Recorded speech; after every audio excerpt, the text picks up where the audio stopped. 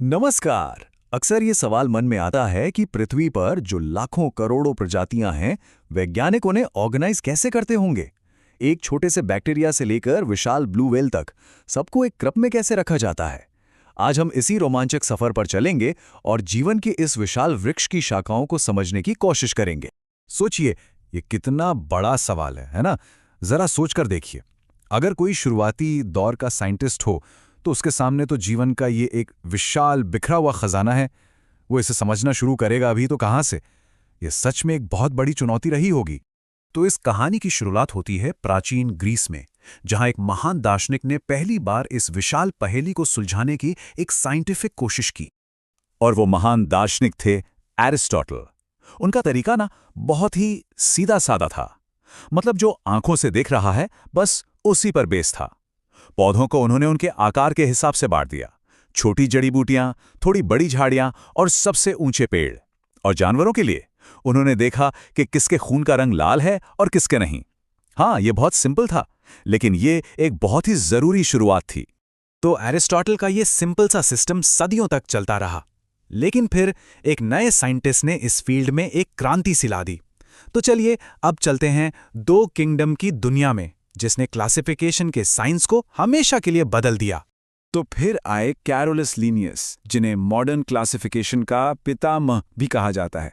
उन्होंने ना चीजों को और ज्यादा साइंटिफिक बनाया और दो किंगडम या कह लें कि जगत बनाए। प्लांटे यानी पौधे और एनिमेलिया यानी जानवर। उनका आधार क्या था? बहुत क्लियर था। पौधे अपना खाना खुद बनाते हैं यानी ऑटोट्रोफिक हैं और एक जगह पर रहते हैं, जबकि जानवर दूसरों को खाकर एनर्जी लेते हैं यानी हेटरोट्रोफिक हैं और चल फिर सकते हैं।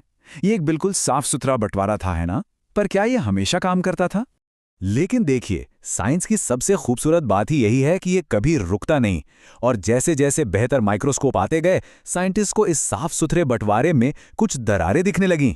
मतलब ये दो किंगडम वाला सिस्टम लाइफ की पूरी डाइवर्सिटी को समेटने के लिए काफी नहीं था। इस सिस्टम में ना तीन बड़ी दिक्कतें थीं।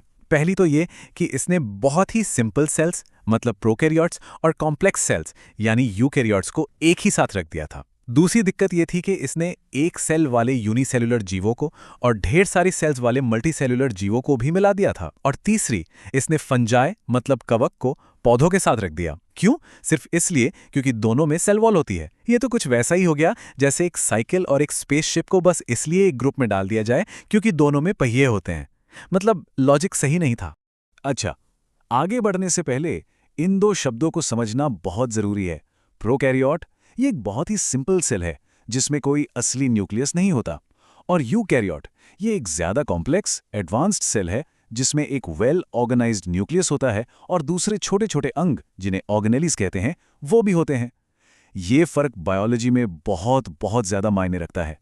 तो सवाल यह है कि जब इतनी बड़ी बड़ी कमियां सामने आईं तो साइंटिस्ट ने क्या किया?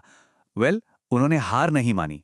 उन्होंने एक एक करके इन प्रॉब्लम्स को सॉल्व करना शुरू किया और इसी प्रोसेस में क्लासिफिकेशन का एक नया और कहीं ज्यादा बेहतर सिस्टम तैयार किया।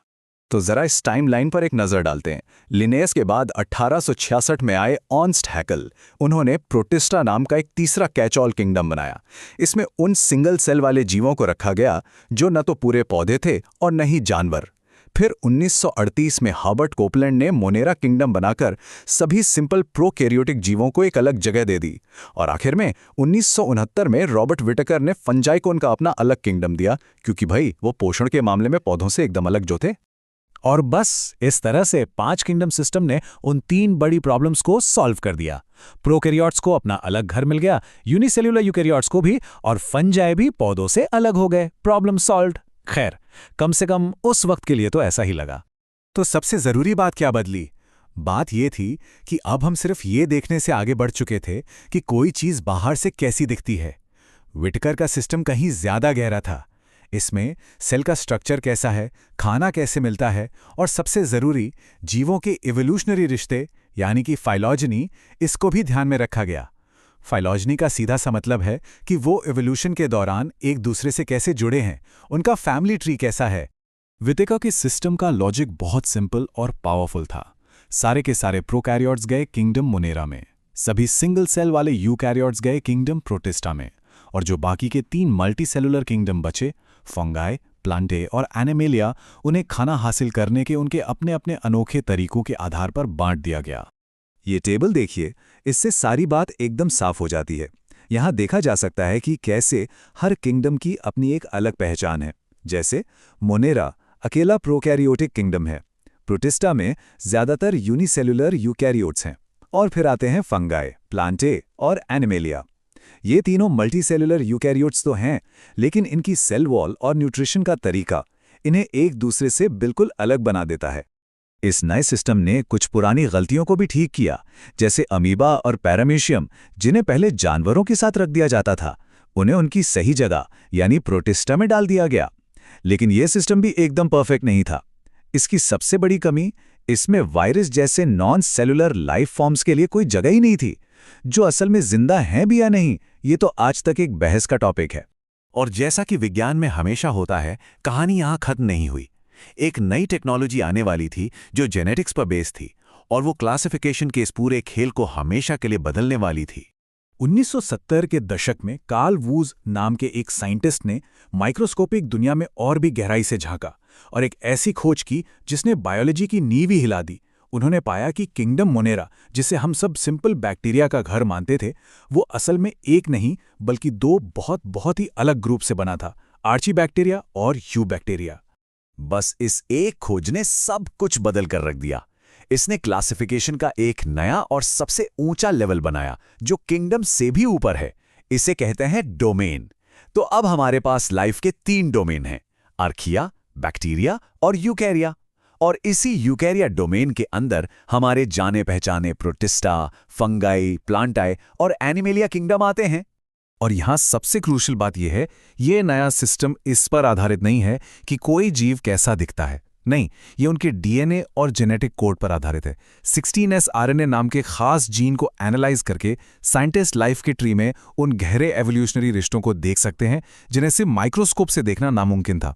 तो ये पूरी कहानी हमें एक आखिरी सवाल पर लाकर छोड़ देती है। एरिस्टोटल के सिंपल ऑब्जर्वेशन से लेकर आज के मॉडर्न जेनेटिक एनालिसिस तक जिंदगी को समझने का हमारा तरीका लगातार बदल रहा है, इवॉल्व हो रहा है। तो सवाल ये है कि भविष्य में हम क्या खोजेंगे? जिंदगी के शानदार पेड़ में और कौन सी नई शाखाएं जुड़ेंगी? इसका जवाब तो सिर्फ वक्त ही दे सकता है।